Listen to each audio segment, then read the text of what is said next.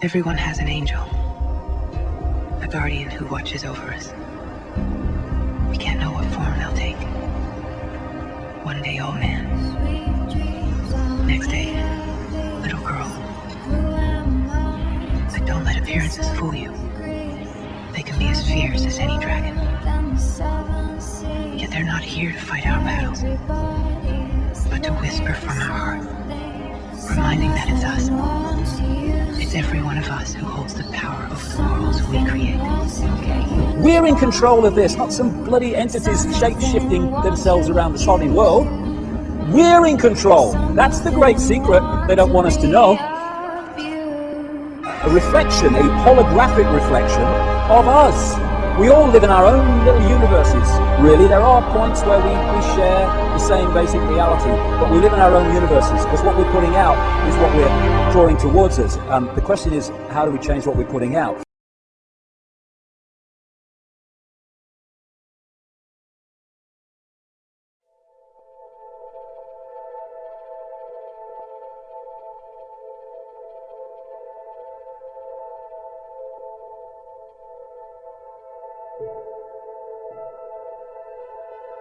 Martin Luther King said, a man can't ride your back unless it's bent. And then there's the people in dark suits and uniforms. Hey, you got children and grandchildren and families as well. What are you doing serving a control system that wishes to impose a fascist date on your families?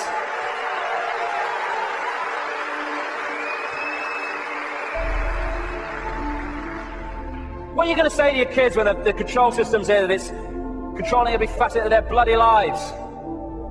Daddy, Mummy, Granddad, Grandma, what were you doing when the control system came in? I was helping to do it, dear. All the best with that conversation. What are we doing? Playing a part in, oh, it's me job. Well, get a bloody another one then. We're going to do this to our children because it's my job. What can we do? We can cease to serve the control system in uniform with a gun in our hands. We can do that. Comply. No. No, no. Not if it's enslaving me and my children and imposing on my freedom.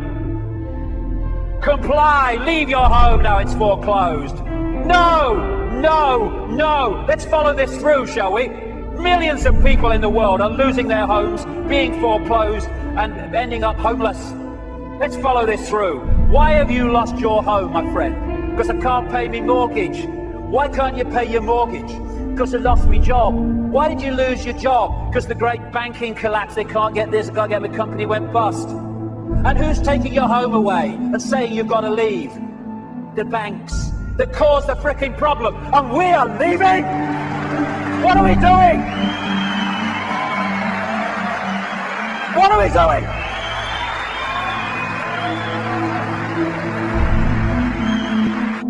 Well, hold on a second here. There's something about this that ain't right. When we look at this structure, we look there for the power. But why is that there? Because these silly sods are holding it up there. This is the power. They have to persuade them that they have the power, so they don't take the power to bring that crashing down. Fear of bringing it down through fear of not complying. Once we step out of the pyramid and refuse to cooperate with it, no violence necessary, by the way, then the pyramid starts to collapse because we're holding it together. It's a house of cards. That's all it is. Oh, it's a control system. It's a house of cards. Martin Luther King said, cowardice asks the question, is it safe? Expediency asks the question, is it politic? Vanity asks the question, is it popular? But conscience asks the question, is it right? But there comes a time when one must take a position that is neither safe, nor politic, nor popular, but one must take it because it is right. And when enough of us take that stance, everything changes. The revolution is not a revolution of weapons, it's not a revolution of fighting, it's not a revolution of hatred, it's a revolution of perception. Because everything changes. Ah, I am a lion then. I'm not the lamb I kept seeing in the mirror and the world kept telling me I was. And then that expresses itself out into the true nature of who we are. And miracles become possible. We're going into the epoch of what we perceive as miracles. It's just a greater understanding of the way everything works. And the system must fail when that happens. We're being offered, the truth vibrations are offering us in this time, the chance to open the key to our minds, the key to our hearts, which have long been closed by so many people. The key to the freedom on a level that we cannot comprehend, because until we open, expand our consciousness, we cannot be aware of the true nature of what freedom is. It's not even what we perceive in this world. Enough of this suppression, enough of this slavery, enough of this enslavement of the few by the many. We have to fight the New World Order, the Rothschilds, and all the people who try to dominate us in the name of evil. We've got to stick together and fight for our freedom and our democracy. Who honors those we love with the very life we live? Who sends monsters to kill us, and at the same time sings that we never die? Who teaches us what's real, and how to laugh at lies? Who decides why we live and what we'll die to defend? Who chains us? And who holds the key that can set us free? It's you. You have all the weapons you need. Now fight. So while 15 years ago he was ridiculed for his prophecies about natural disasters around the world, and now he has a controversial new view about who really is running the world. I'm delighted that he's agreed to come back. David Icke.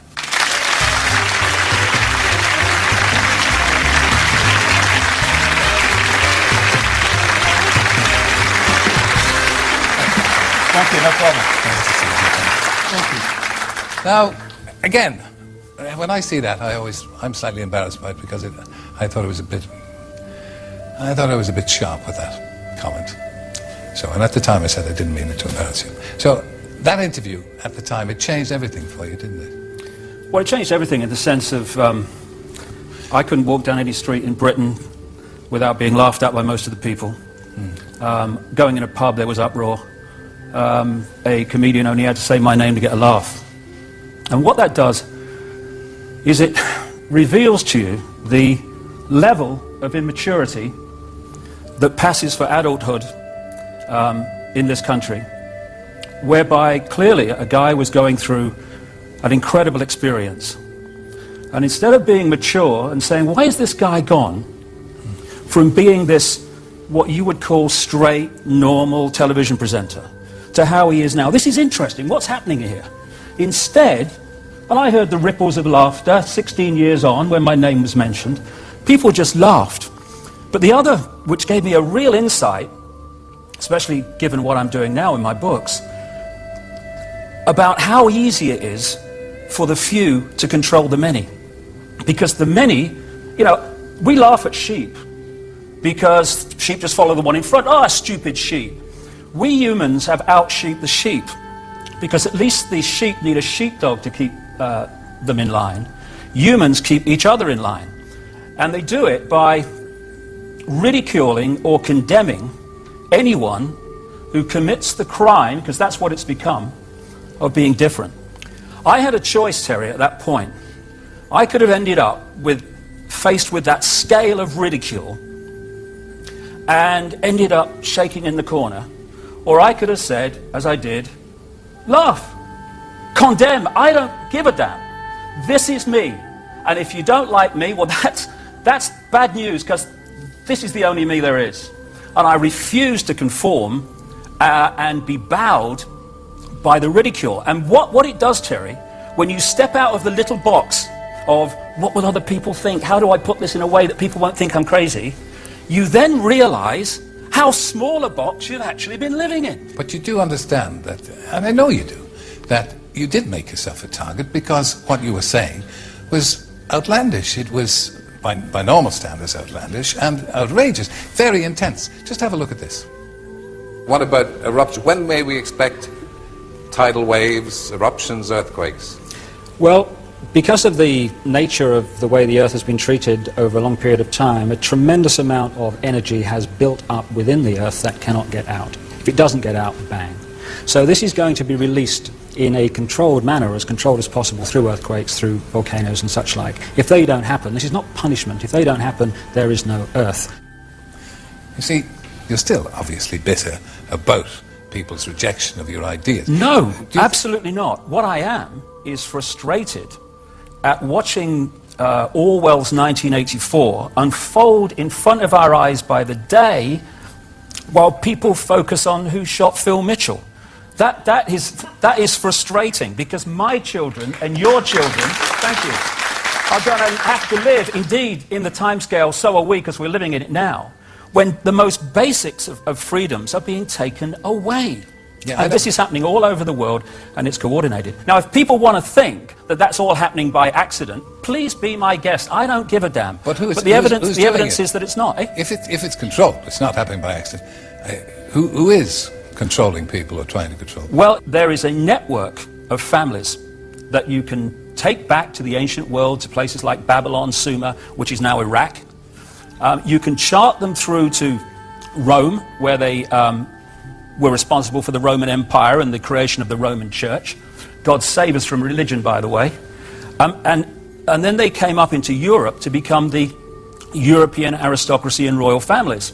Then through the great empires of Europe, especially the British Empire, but others too, these family bloodlines and the secret society network through which they manipulate themselves into power were exported all over the world. And then when the point came where the European colonial powers appeared to give independence to these countries, that was only on the surface. What actually happened was the family bloodlines and the secret society network through which they manipulate was left out in these former colonies, and they've gone on controlling them ever since. So what you have is a hidden hand where events are manipulated, like 9/11, which not just me, but endless other researchers now around the world have taken apart the official story. It insults the intelligence of a 10-year-old. And you have a hidden hand manipulating events, and the whole goal of it is centralization of power to the point where humans are little more than controlled clones. Who's the hidden hand? I mean, who are these hidden hands? This network of families I'm talking about. You find that people that are in positions of apparent power, like prime ministers and presidents, are actually puppets of the real power, which doesn't put itself on public display. Why would it? I mean, does anyone really think that George W. Bush is running America? He probably couldn't tie his shoelaces, never mind run a country. Let me tell you this. Tell me about the project for the new American century.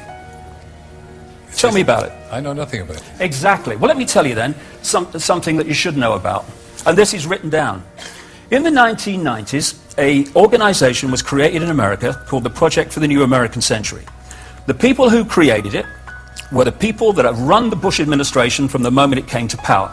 In the year 2000, in September, the Project for the New American Century produced a report, a document, calling for a series of conquests of countries, one of which was Iraq. It actually says in the document, words to the effect of, we must use the excuse of Saddam Hussein to go into Iraq. Well, look, can I interrupt? No, hold a second. No, but honestly, no. Honestly, you see this? See, but this is the thing, Terry, you see. No, but honestly. You say to me... America is an open society, isn't it? Oh, please. It's not an open society. I've got some seafront property in Birmingham, Terry, you might like to buy, mate, honestly.